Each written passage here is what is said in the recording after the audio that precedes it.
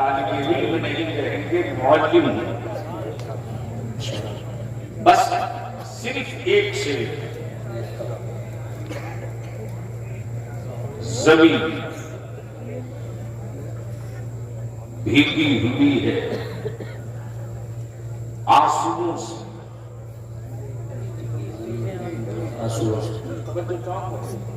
जमीन भीगी हुई है आंसुओं से। यहां बादल इबादत कर रहे। वाह वाह वाह वाह वाह, सुभान अल्लाह। जमीन भीगी हुई है आंसुओं से। यहां बादल इबादत कर रहे हैं। फजा में आयतें महक रही है। कहीं बच्चे तिलावत कर रहे हैं। हाय हाय हाय हाय, वाह वाह वाह वाह वाह, सुभान अल्लाह। बहुत खूब, बहुत खूब, बहुत खूब। फजा में आयतें महक रही है। कहीं बच्चे तिलावत कर रहे हैं। बिल्डिंगें रोज बनती, तामीरात रोज होती, कीमती पत्थरें दरो दीवार फर्श में खूब लगते हैं। लेकिन हाईटेक बिल्डिंगों में रोज कुरान की तिलावत हो, गारंटी। ग्रीन नाइट मार्बल लगे, कुरान की तिलावत, गारंटी। लेकिन मुसलमान तेरे ज़कात के सिक्कों में कितना दम है। बोल सकते हो तो बोल लो, बोलोगे तो बोलो। बाहर रंग में आके बोल जोर से। मुसलमान तेरी ज़कात के सिक्कों में कितना दम है। तेरे मुठिया के चावल में कितना पावर है। तेरे उस्र में क्या मजबूती है। आज पूरी दुनिया का कुफ्र, पूरी दुनिया का कुफ्र अगर किसी का पीछा कर रहा है तो वो मुसलमानों की हवेलियों की ऊंचाई का नहीं, मुसलमानों के बच्चों के औलादों के हुस्न का नहीं, मुसलमानों के घरों में तिजोरियों में रखे सिक्कों का नहीं। आज पूरी दुनिया का कुफ्र अगर पीछा कर रहा तो सिर्फ दो का, एक का नाम इस्लाम है और दूसरे का नाम कुरान है। पहले स्टेज की तवज्जो चाहूंगा यार, हम उसी तरफ जिस तरफ इस वक्त आपकी जरूरत है कि उस आईने को एक बार जरूर देखें। लेकिन सुनने से पहले आपको यकीन दिलाना होगा भैया भी बोल रहे हो तो मैं वो नहीं हूं जिनको बाबा ने छोड़ रखा खेत में। हमें कोई डराने की गलती नहीं करेगा। मालूम है कि मुफ्ती आजम के मतलब से वो देसी दवा लेके जेल में चलता हूं। एक गोली उतार दूंगा जबान के नीचे तो कम से कम 7 साल तक कभी मिर्गी नहीं आएगी। वाह वाह वाह वाह वाह वाह। पूरी दुनिया का कुफ्र दो का पीछा कर रहा, एक इस्लाम का, दूसरा कुरान। और ये इंडिया में ये जो कुछ दिख रहा, माफ करना, ये ओरिजिनल नहीं है, ये पेटी कॉन्ट्रैक्टर है। असल हीरो अमेरिका, उसका बैरन इसराइल। दुनिया के कुफ्र को खूब पता है कि आज भी आसमान के नीचे, जमीन के ऊपर इसराइल के मिसाइलों से प्लास्टिक का खिलौना समझकर खेलना फलस्तीन के ईमान वालों के पेटों का तारीफ बनी हुई है। वाह वाह वाह वाह वाह वाह वाह वाह। नारे तकबीर, नारे रिसालत, नारे गौसियत, मसलके आला हजरत हजरत अल्लामा गुलाम रसूल साहब बलियादी, उलमा अहले सुन्नत। कोई बीच से एक हो तो खड़ा होकर ठोक दे कस के एक। नारे तकबीर, अल्लाहू अकबर, नारे तकबीर, अल्लाहू अकबर, नारे रिसालत, नारे हैदरी। इसका जोड़ा इस किनारे से लगा। नारे तकबीर, अल्लाहू अकबर, नारे रिसालत, इश्क मोहब्बत, इश्क मोहब्बत, प्यार मोहब्बत, प्यार मोहब्बत, नारे तकबीर, अल्लाहू अकबर, नारे रिसालत, हर सहाबी या नबी, हर सहाबी या नबी, हर सहाबियात भी, है हसन हुसैन भी, नारे तकबीर। जन्नतियों की ये जमाती है। बेशक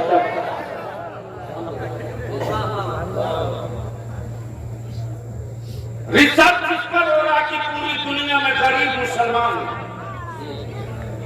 प्लीज एक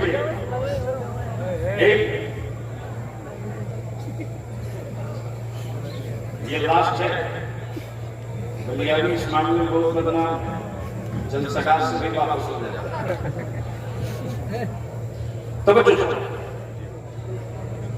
उलमा इकराम की दुआओं के साथ मैं क्या अर्ज कर रहा हूं?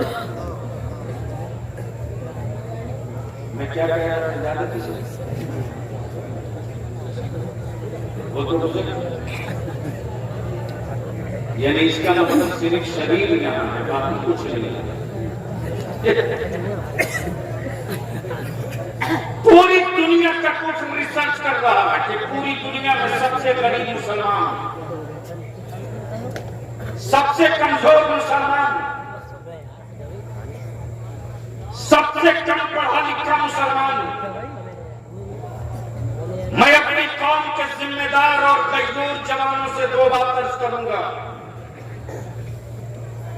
बेवा की तरह भारत में रोना बंद करो, मजलूमों की तरह आंसू गिराना बंद करो। अरे जब पूरी दुनिया में 313 थे तब नहीं डरे। बात है। वाह वाह वाह वाह वाह। जब पूरी दुनिया में सिर्फ 313 थे तब न डरे। और बलियाबी तो दो टूक कहता है कि एक अल्लाह से डरने वाली कौम को बंदर और छुछुंदर से डराने की गलती मत करना। बांध रखा है मेरे आलिमों ने सब्र की रस्सी से। जिस दिन ये गांठ सरक गई उस दिन कुछ भी हो सकता है।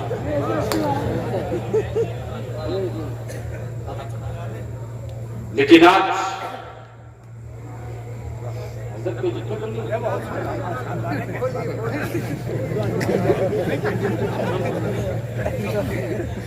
एक बार बोल के बता दे या रसूल अल्लाह। अरे रंग में आके बोल दे या रसूल अल्लाह। पूरी दुनिया में सबसे ज्यादा गरीब मुसलमान, कमजोर मुसलमान, कम पढ़ा लिखा मुसलमान, और सबसे ज्यादा वाहियात खर्च है मुसलमानों के पास। अब यहाँ रुक कर एक कड़वी बात कहना चाहूं।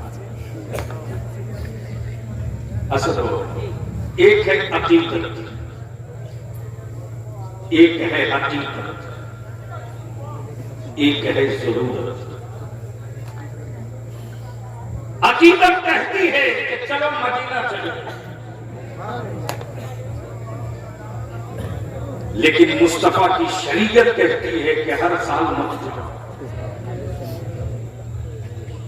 अकीदत कहती है कि मस्जिद का मीनार 200 फीट ऊंचा हो, लेकिन मेरी कौम की जहालत और मेरी बेटियों की जवानी का बोझ कहता है कि 200 फीट ऊंचा बुलंद मीनार बाद में देखना। अपने पड़ोस के गरीब बाप की बेटी की पहले रुखसत करा ले।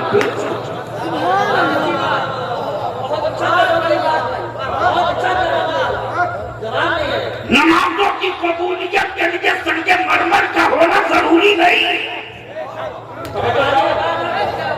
सजदों की कबूलियत के लिए ग्रेनाइट का होना जरूरी नहीं। अमर नबी का इश्क सलामत है तो खेत में भी सजदा करेगा मेरा रब कबूल।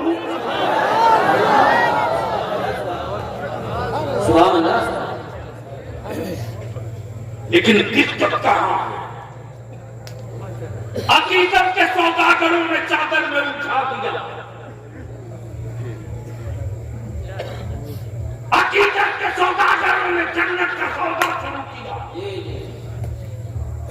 अकीदत के सौदागरों ने मेरी नस्लों के ज़हनो फिक्र पर बांध दी। लेकिन इस गांठ को भी खोलना हम उलमा की जिम्मेदारी है। इसकी परवाह मत कीजिए कि कौन हजरत नाराज हो गए, फिक्र इसकी कीजिए कि मेरी मिल्लत कहां जा रही, मेरी नस्ल। एक से एक रोज पटाखे फूटते, लेकिन आज थोड़ी सी कड़वी दवा मैं भी पीऊंगा, आप भी। जरूरत है अपने जलसों का मिजाज बदलने का। सैलाब के पानी से खेती नहीं होती। गमले में गंदम की खेती करके खानदान नहीं पाल सकते।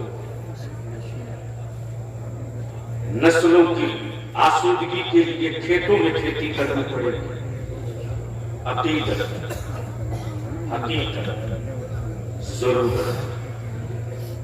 जरूरत ये है कि मेरे घर पे मेरे माशरे का कोई बच्चा अनपढ़ न, लेकिन हम मस्त हैं देख लुटाने। हम मस्त हैं 3 लाख की चादर चढ़ाने में। और कुछ तो ऐसे चंद सिक्कों के दौलत पाने के बाद नशा में आ गए कि कुर्बानी का बकरा खरीदेंगे 5 से नहीं, 10 लाख का नहीं, 25 लाख का। अखबार में उस जानवर की तस्वीर जब तक छपे नहीं तब तक कुर्बानी होती नहीं। माफ करना, तुमने दौलत की नुमाइश का काम किया है, रज़ाए इलाही के लिए कुर्बानी नहीं किया। इसलिए दो चंद पॉइंट्स ऐसे हैं जिस पर थोड़ी देर आपकी तवज्जो चाहूंगा। पूरी दुनिया का कुफ्र पीछा कर रहा, इस्लाम का, कुरान का, इस्लाम का, कुरान। एक माहौल क्रिएट किया गया, नैरेटिव सेट किया गया। मदरसा टेररिज्म, मदरसा दहशतगर्दी, मदरसा आतंक, मदरसों में नफरत, मदरसों में तफरीक, मदरसों में जिहाद, मदरसों में मुल्क तोड़ने की बात होती। बलियाबी कहता कल के तुमरो, तुम 2 नंबर के हिंदुस्तानी हो। अगर 1 नंबर के हिंदुस्तानी होते तो दिल्ली के उन दरख्तों को गिन लिए होते जिन दरख्तों पर आलिमों की लाशें लटक रही थी, और आजादी का फतवा किसी बाबा के मठ से नहीं निकला था। आजादी के जिहाद का फतवा इसी मदरसे से अल्लामा फजल हक हैदराबादी।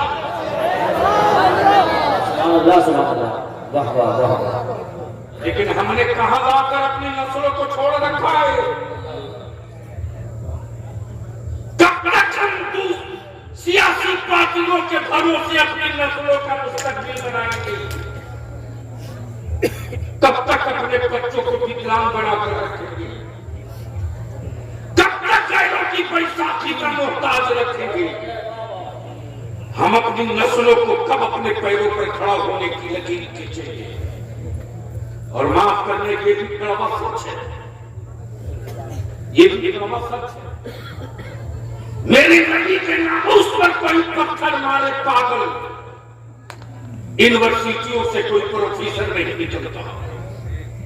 मेरे नबी की इज्जत से कोई खेले मस्त, किसी स्कूल से कोई लेक्चरर नहीं निकलता। मेरे नबी की इज्जत पे कोई हाथ डालता, सेकुलर कहलाने वाली किसी सियासी पार्टी के लीडर के गले से एक आवाज नहीं निकलती। सदेपाल साहब जी से दारे शरीयत तहरीक बेदारी में आपने थोड़ी सी कटिहार में झलक देखी। 4 स्टेट में हमने अपने उलमा को इकट्ठा किया था, 4 स्टेट के 750। कहां गई कौम ने हमारी इज्जत में कमी की जी, कहां कमी की? आज भी मेरे जवानों के दिलों में आलिमों की इज्जत इस कदर है। जिनको उठना जल्दी उठो प्लीज, जल्दी जाओ, देर नहीं करो।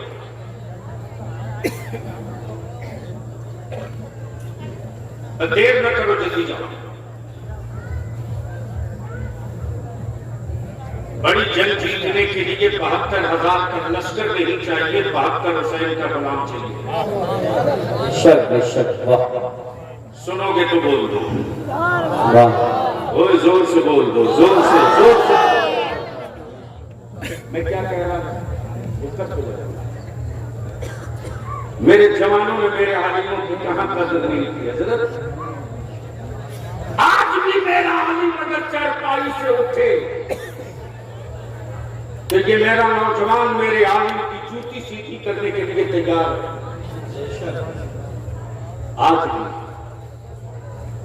आज भी मेरे गांव में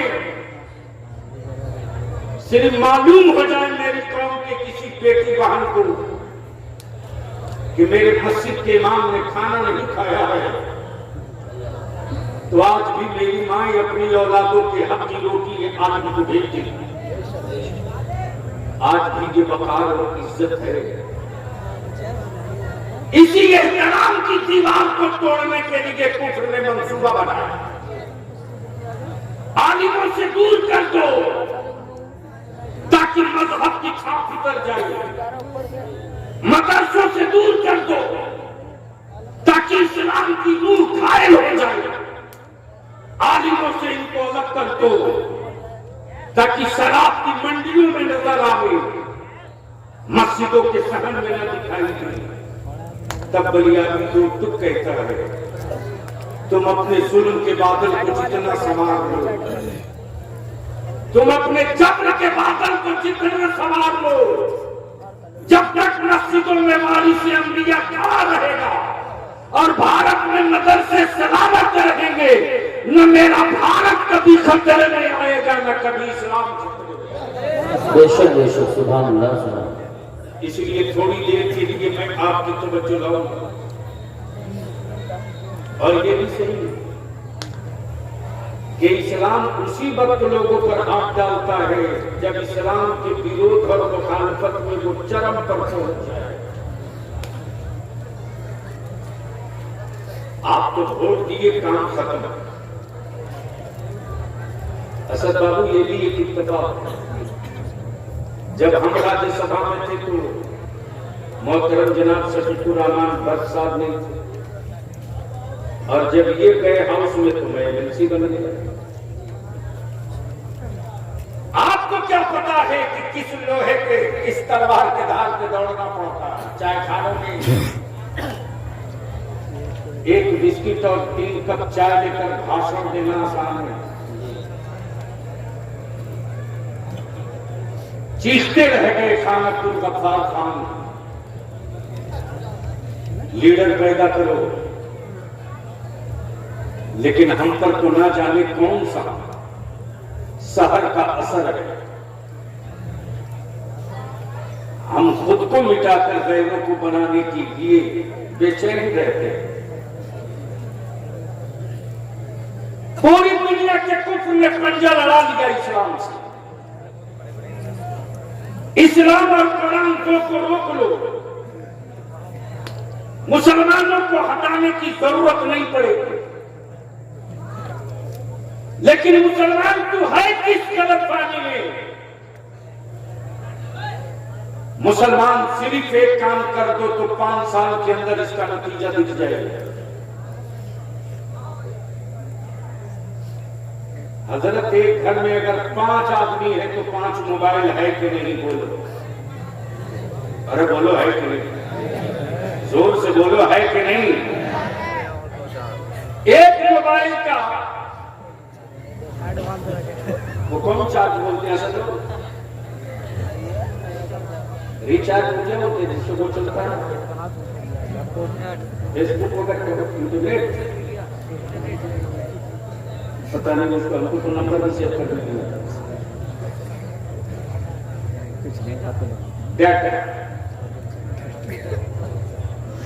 डेटा पैक कम से कम 300,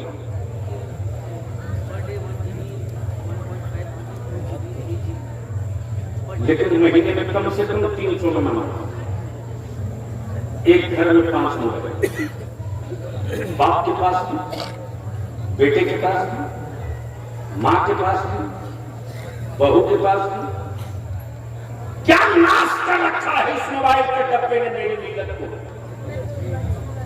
रात को 12 बजे, 1 बजे, 2 बजे, 3 बजे तक मुस्लिम टोली के नौजवान चौक पर, चौराहे पर, सीढ़ी पर, छत पर लगे। मां अलग लगी, बाप अलग लगा, बेटा अलग लगा। एक घर में अगर 5 आदमी तो 5 दिना 1500 रुपया। अपने जमीन पर हाथ रखकर कभी अपने आप से पूछना, 1500 रुपया तुमने डाटा रिचार्ज कराने में खर्च की पर मंथ, इसका नतीजा क्या निकला? इसका रिजल्ट क्या निकला? सुबह 3 बजे निकल जाओ तो सड़कों पर गैरों के बच्चे पुलिस की बहाली के लिए प्रैक्टिस करते हैं। मुसलमान का बेटा सुबह 9 बजे उठकर सोकर उठेगा। तुझको होश में लाने के लिए किन बीमारियों को दवा दी जाए? सिर्फ नारा लगा लेने से अपनी नस्लों का मुस्तकबिल नहीं बदल सकते। हर रोज बरात पर करोड़ों लाखों रुपया बर्बाद हो रहा।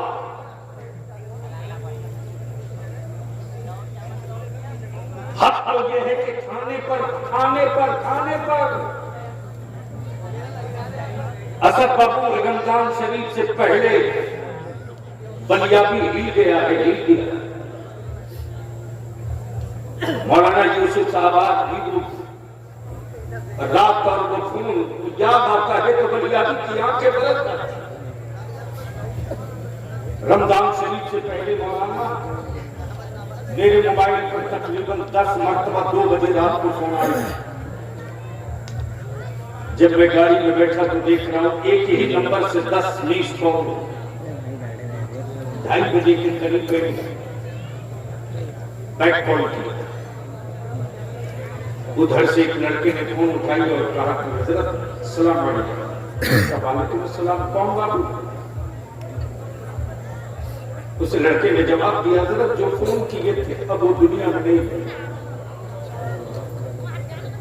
मैं सोचते रहा जानता पता नहीं मेडिकल का हेल्थ मामले के लिए जो फोन किया था, मैंने क्यों नहीं तकलीफ रोक के फोन उठा लिया। उस लड़के ने जवाब दिया, सुनो। उस लड़के ने जवाब दिया, हजरत आज मेरी बहन की बारात आई थी। अब्बू ने कर्ज लेकर बारातियों के खाने का इंतजाम किया था। 25-20 आदमी का खाना घट गया। खाना बनना शुरू हुआ, थोड़ी ताकलीफ तो होती ना। इसी बीच में लड़के के बाप ने मेरे वालिद को बोल दिया कि मुझे मैं नहीं मालूम था कि मैं जिसके घर अपने बेटे का निकाह कर रहा हूं वो इतना बड़ा विक्रम है। मेरे वालिद इस सदमे को बर्दाश्त नहीं कर सके। आंख देख लीजिए, आप एक टेलीफोन कर दे हॉस्पिटल वाले मेरे वालिद की लाश जल्दी दे दे। मैं पूछता हूं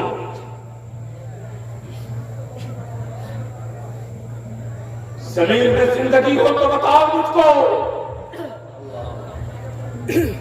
जिस कौम की लोगों का मिजाज ये हो कि सिर्फ दावतों पर लाखों करोड़ खर्च किया जाए, वो कौम बिरयानी का मजा तो समझ सकती है, इक़्तिदार और सत्ते का मजा नहीं समझ सकती।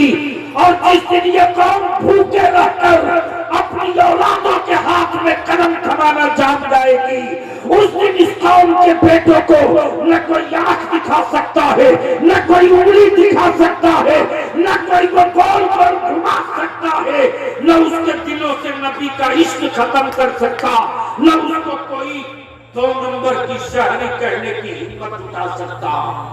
जब तक जारी रखोगे तब तक सियार भी तेरी औलादों को डराएगा।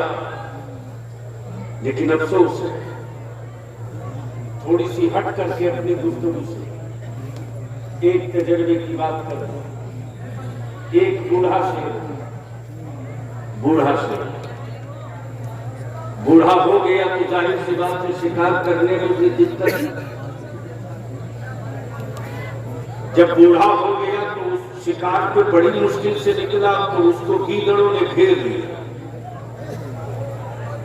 जब गीदड़ों ने घेर लिया तो जवान शेरों की नजर पड़ी, और जवान शेरों की जब नजर पड़ी तो सारे जवान शेर इकट्ठा हो गए। तब उस बूढ़े ने कहा, मुझे क्यों बचा रहे हो इन गीदड़ों से? तुम तो शिकार करके तन्हा खा जाते थे, मेरे बुढ़ापे पर राम भी नहीं करते थे। तुम शिकार करके अकेले खाते थे, मेरे बुढ़ापे पर दया भी नहीं करते थे। तब शेरों के झुंड ने कहा कि गीदड़ों ने घेरा है, सवाल बुढ़ापे का नहीं है, सवाल बिरादरी का है, बिरादरी का। क्या बात है, वाह। सवाल बिरादरी का। तो जंगल के दरिंदों ने बिरादरी की अहमियत समझ लिया, और बलियाबी की गुफ्तगू में बिरादरी का मतलब शेख सैयद अंसारी मोगल तुर्क पठान नहीं है, बल्कि बिरादरी का मतलब इस्लाम है। इस्लाम की बिरादरी की अगर हो तो जिस तरह वो एक दरिंदा होकर अपने बूढ़े की हिफाजत के लिए इकट्ठा हो गया, जरूरत है कि अपनी नस्लों के लिए इकट्ठा हो। बहुत अच्छा बना मेरे अजीज, दुनिया का दस्तूर है, दुनिया का दस्तूर है। अकीदत ये कहती है हर साल तैबा जाना, हकीकत ये कहती है कि मदीना जाने के लिए चेहरा तो बना दे, और जिसमें से जाना तो हर एक को आता है, कल्ब और रूह से जाना किसी किसी को आता है। और जब इस मंजिल पर फायज हो गए मेरे रज़ा, सब पुकार पड़े जानो दिल, होशो के रब, सब तुम मदीने पहुंचे, तुम नहीं चलते, सारा तो सामान गया, तुम नहीं चलते रज़ा, सारा तो सामान गया। अब आंखें खोलो, एक तारीख का हिस्सा देखो। जब जब इस्लाम पर पूरी शिद्दत के साथ लोगों ने अटैक किया, तब तब इस्लाम ने उन्हीं की हवेली से अपना मुहाफिज निकाल दिया।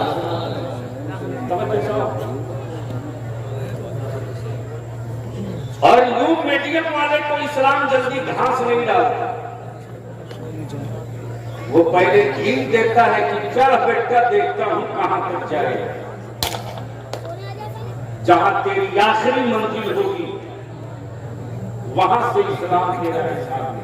सुभान अल्लाह, सुभान अल्लाह। जैसे जय जोगी जयपाल जब आसमान छूने लगा, तब गरीब नवाज ने अपने खड़ाउन से कहा, अब तू चल। बोल दो, बोल दो, ऐसे नहीं बोलोगे तब बोलूंगा, झूम के। अच्छा, ये भी एक अजीब बात है, जहाज तो चलते बर्क साहब, आपने देखा, हमने देखा, सबने देखा, सब चढ़ते हैं। लेकिन ऐसा जहाज जिसमें न पेट्रोल हो, न डीजल हो, न पायलट हो, न इंजन हो, और मारक क्षमता इतना भयानक कि ढूंढ के मारे। और उस जमाने में न सैटेलाइट, न खोजी कैमरा, न कंप्यूटर, कुछ भी नहीं।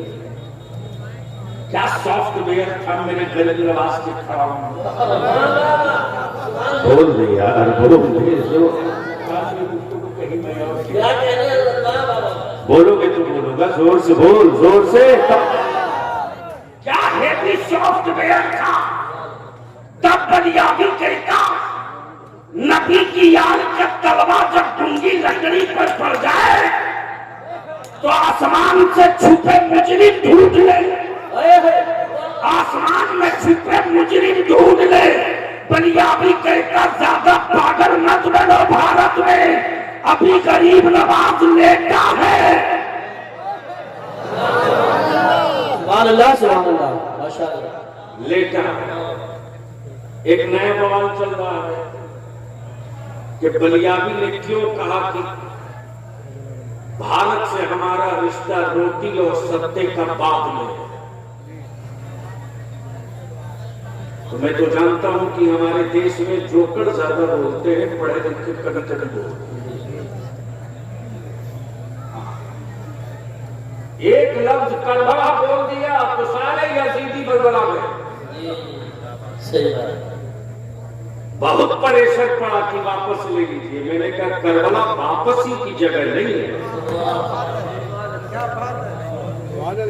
जोर से, जोर से, अरे जोर से और लहके। जब करबला से इतना डर लग रहा है तो करबला वाले आ जाएंगे तो कहां जाओगे? लेकिन मातम तो यह कि सबने अपनी तारीखें कर अपने मसलों को बता दिया। हमने अपनी सच्ची तारीख अपनी औलादों को नहीं बताया। हमने ये नहीं बताया है कि इस मुल्क की आजादी में उलमाए अहले सुन्नत ने क्या क्या कुर्बानी दी। गैरों की जयंती मनाने के लिए मेरी कौम के पास पेट्रोल भी, डीजल भी। दिल्ली बोलो तो दिल्ली, लखनऊ बोलो तो लखनऊ गाड़ी भर के जाएंगे। लेकिन ये तौफीक नहीं होती है कि चलो जरा अल्लामा फजल हक खैराबादी की तारीफ भी अपनी।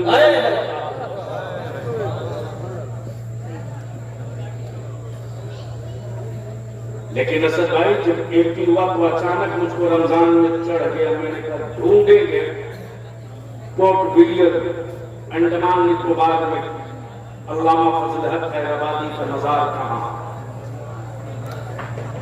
सावरकर जेल पहुंचा तो लोगों ने पहले ये समझा कि मोदी साहब आया घूम रहा, मोदी साहब आया घूम रहा। और मैं भी गया था सावरकर जेल में तो लुंगी नहीं, उनको क्यों समझाएंगे?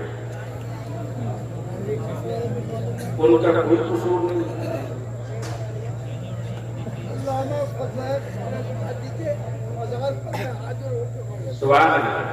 माशाअल्लाह, माशाअल्लाह। जाहिर सी बात है, वो आपके हैं, आप उनके हैं, आप हम सबके हैं। मेरे अगर ना होते तो इतनी रात को अपने उलमा के बीच होते जी। माशाअल्लाह, माशाअल्लाह। बैठ जाएगा। बस आखिरी गुफ्तगू का आखिरी हिस्सा। पूरी दुनिया का कुछ लगा है सिर्फ दो के पीछे। एक का नाम इस्लाम, दूसरे का नाम कुरान। इसलिए कि कुफ्र को पता है कि कुरान के खिलाफ अगर प्रोपेगेंडा नहीं करेंगे तो कुरान वो किताबें मुबीन है कि पढ़ना तो दूर की बात, अगर सुन भी ले जाओ तो दिल बदल जाए। बेशक, बेशक। यार जोर से। अल्लाह। सुन लेगा तो दिल बदल जाएगा। इसलिए मदरसों के खिलाफ प्रोपेगेंडा का नक्शा बना ताकि भारत की बड़ी आबादी के बच्चे मदरसों के करीब न जाने का, भारत के बच्चे कुरान से दूर रहे, भारत के बच्चे कुरान करीम को किताब मार काट वाली समझे। लेकिन ये कुरान है, कुरान कुरान में मुस्कुरा कर का तू नफरत करता। अरे जब तू बीमार पड़ेगा, जब किसी बाबा की दवा काम न करेगी, जब कोई एक्सरे और इंजेक्शन में काम करेगा, तो तेरे बाप मजबूर होकर मस्जिदों के दरवाजे लाएंगे और ईमान कुरान पढ़कर तब करेगा, तब तुझे सुभान अल्लाह, सुभान अल्लाह, माशाअल्लाह। वो भी रोज ये काम हो रहा। इसलिए मेरे अजीज, आखिरी गुफ्तगू का आखिरी हिस्सा सुनो।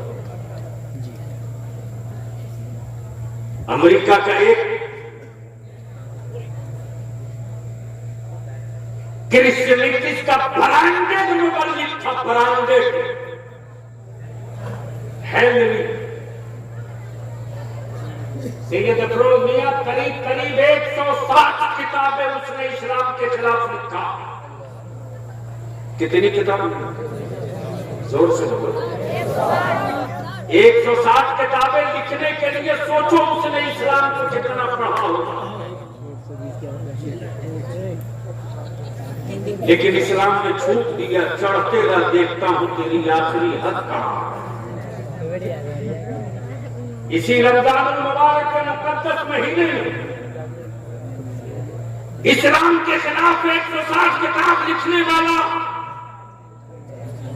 क्रिश्चियनिटी का सबसे बड़ा हीरो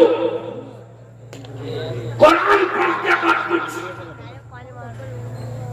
ऐसी आयतों के करीब पहुंचा है जिन आयतों के जज्बे उसकी रूह पर असर किए और रात के सन्नाटे में चीख कर बोल पड़ा, पूरी दुनिया में अगर हक और सच्चा मजहब है तो उस मजहब का नाम इस्लाम है, और कोई सच्ची किताब है तो उसका नाम कुरान। और मैं ऐलान करता हूं कि मैंने इस्लाम कबूल कर लिया। तुमने जिनकी तस्वीरें बनाकर पूज रखी है, इनको हटा दो। चर्चों में और ईसा मसीह की तस्वीर और मुजस्समे पे निजात नहीं, मुस्तफा की गुलामी नहीं। अब अमेरिका परेशान है कि इसको कितना पैसा दे दिया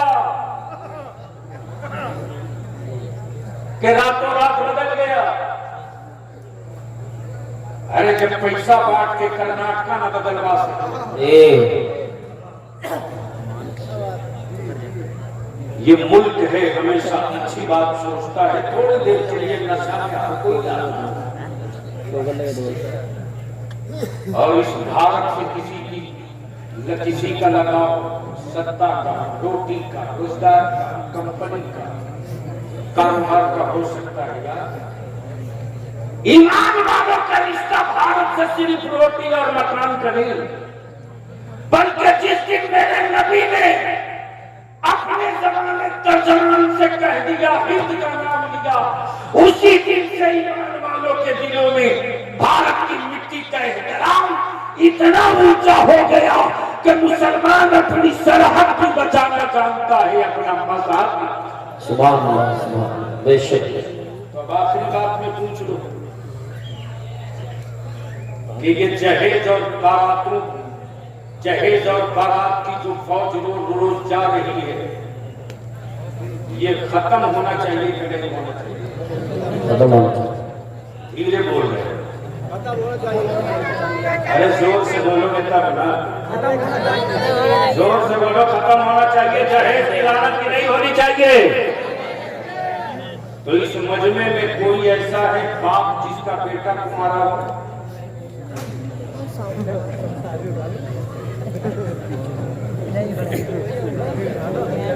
इश्क का इम्तिहान हो गया।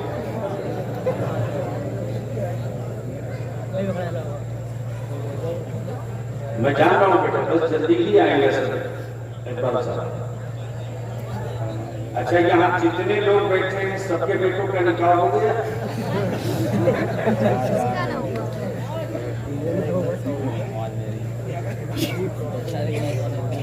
इतने बड़े मजमे में कोई बाप ऐसा नहीं जिसका बेटा कुमार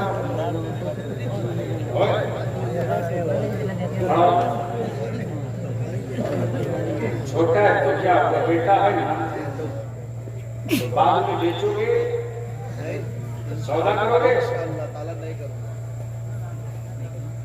ये है बाप जिंदगी के साथ खड़ा हुआ। दूसरा बाप है तीसरा, चौथा, इतने बड़े मजमे में 4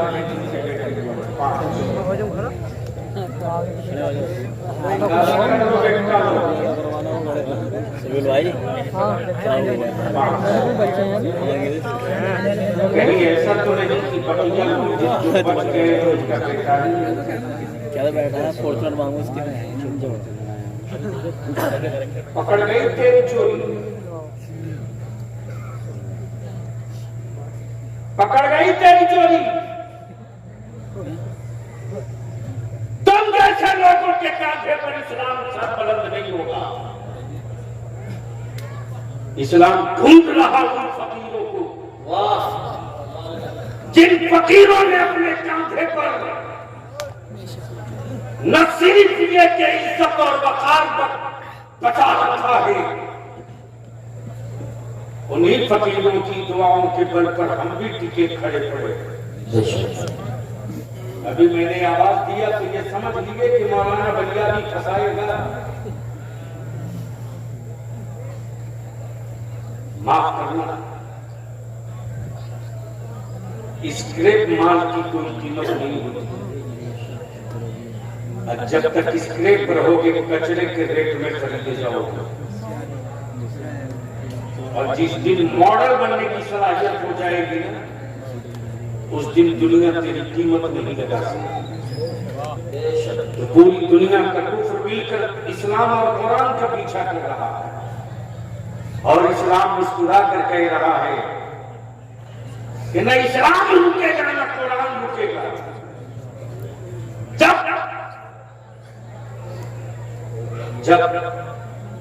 खिलाफत उस्मानिया का खात्मा हो गया तो इसी चाइना ने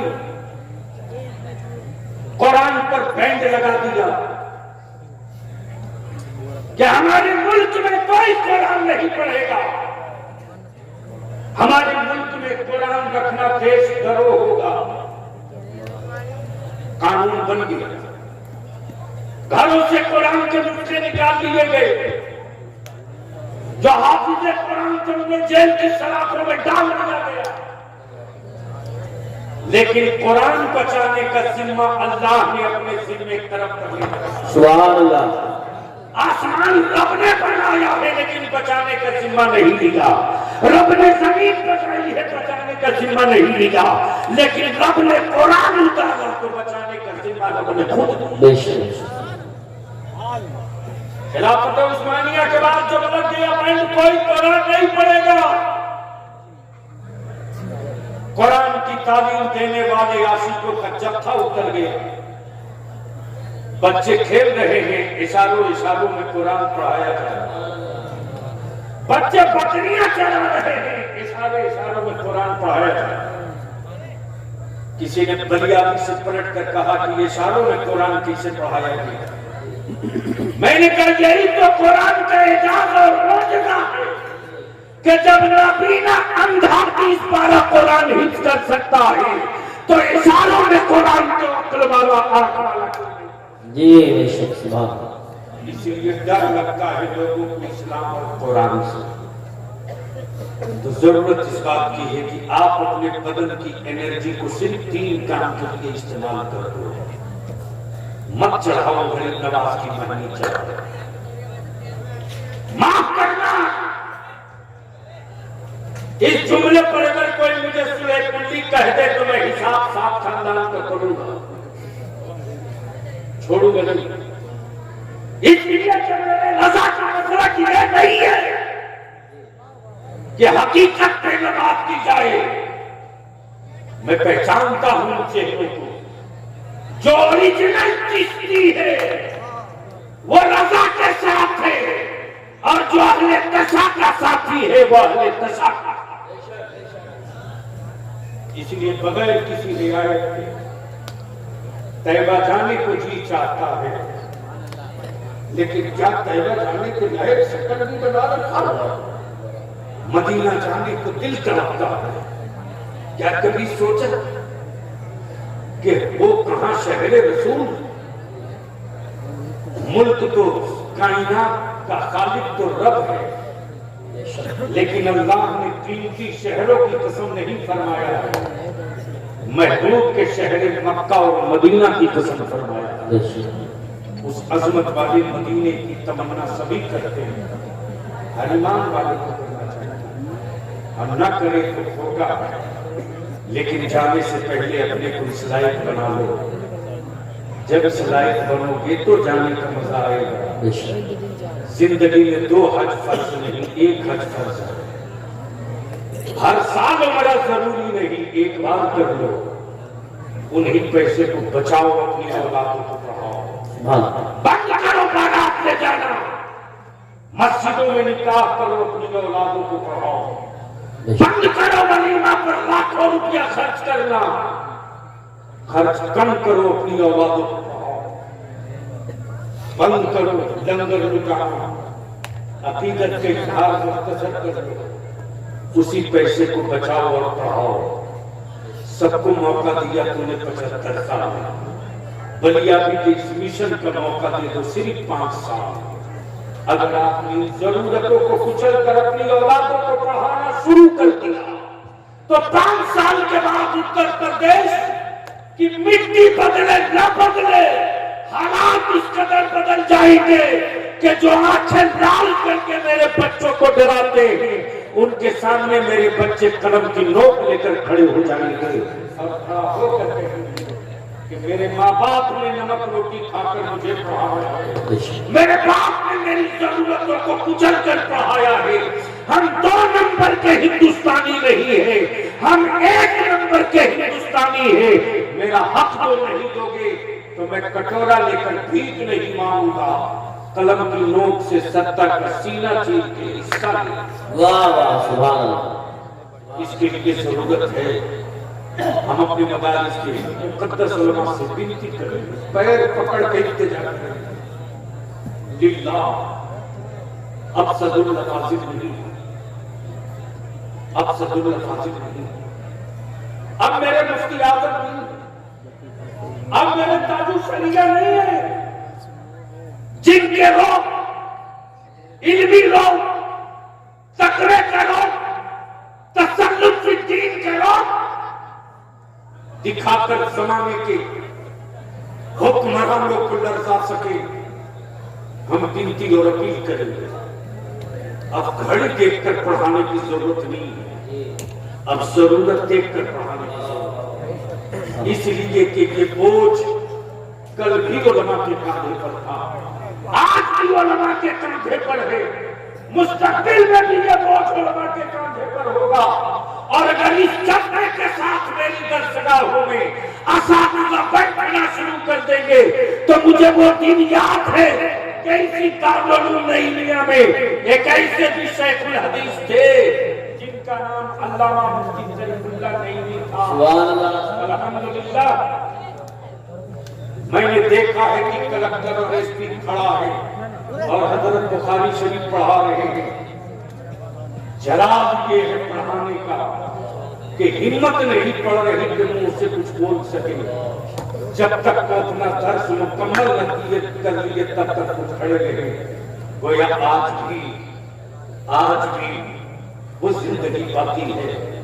हम तय कर लें कि मिल्लत की स्मृति को कौन सा खिलौना बनाना है, गुंगा खिलौना बनाना है तो मिट्टी ही रहने दीजिए ताकि चीज न सके, और जबान वाला खिलौना बनाना हो तो वो बना दीजिए कि मसलक के लिए भी खड़ा हो जाए, मजहब के लिए भी खड़ा हो जाए, वतन के लिए भी खड़ा हो जाए।